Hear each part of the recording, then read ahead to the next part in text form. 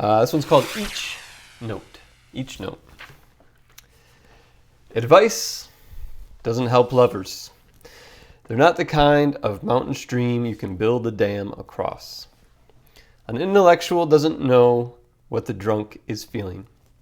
Don't try to figure what those lost inside love will do next.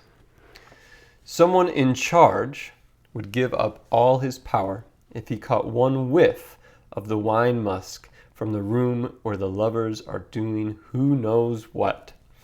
One of them tries to dig a hole through a mountain. One flees from academic honors. One laughs at famous mustaches. Life freezes if it doesn't get a taste of this almond cake. The stars come up spinning every night, bewildered in love. They grow tired with that revolving if they weren't. They'd grow tired of that revolving if they weren't. They'd say, how long do we have to do this?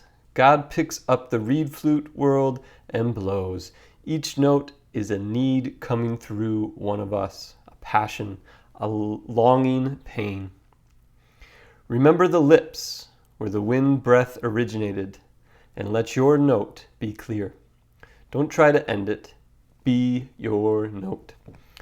I'll show you how it's enough. Go up on the roof at night. In this city of the soul, let everyone climb on their roofs and sing their notes. Sing loud. Sing loud, y'all. This is a good one. They're all good, of course, but this is like a particularly beautiful one I feel today. Really hit me well as reading this, and so much to unpack. So let's start at the top, right? First, a couple things to note if you're not super familiar with Rumi. He uses this metaphor of drunkenness, right? Of the person that's had too much wine. And sometimes that's literal, but oftentimes it's more about being drunk on the wine of love and the divine and so forth. So that's one note to make here, so we have a sense of what's happening there and why, he uses the wine musk, right, to describe just getting a whiff of the wine musk that these lovers are drunk on, right? Someone in charge would just give up all of his powers, right? Okay. And we might say that people with a lot of power, right, people that accumulate a lot of things, not necessarily, but by and large in our culture and society today, you're trying to fill something up, right? Something that you don't have, replacing some part of yourself by reaching outside to accumulate those things, those external things, okay?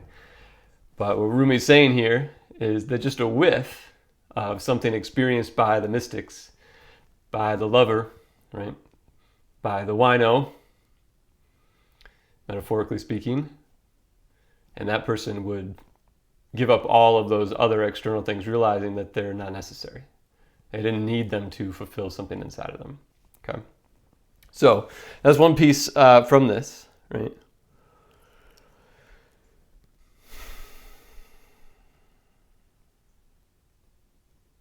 And then I guess we'll say the second act to this poem, because it really feels like there's kind of two parts here, right?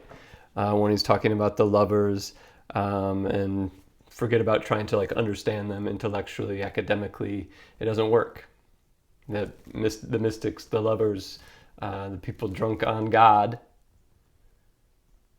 there's no reason there in the way that we would understand it, right? That the academic is going to be lost in that context. There's not always this logic, this practicality surrounding their actions. So that's sort of act one, right?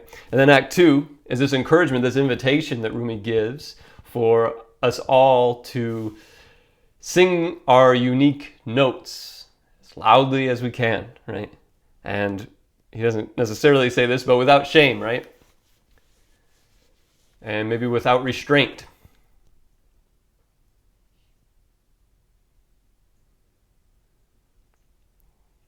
And there's this reminder that's so centrally important. And maybe if you take nothing else away from this video today, it's this reminder here. So he says that God picks up the reed flute world and blows, and each note is a need. Each note is a need coming through one of us. There's a need in this world that you can fulfill. Right? And so don't worry about playing other people's notes, right? Don't worry about trying to be that person that you read about in some magazine that's doing really cool things, right? Or things that you think are really cool. Just play your note. That's all that God asks, right? To have the humility. Can we have the humility to just do that? Which is kind of a strange thing to say, because there's a humility there, right? Necessary to set ourselves aside, but it's also the opposite of whatever that would be, right? There's got to be some pride in that, right? That God chose you for this specific mission. So it's actually not humble to just be you, to just do you. Anyway, getting off track there with that. In any case, so he says that God picks up the reed flute world and blows. And then he says, remember the lips where the wind breath originated, and let your note be clear. And if you're speaking your note, you're singing your note in the chorus of the world here,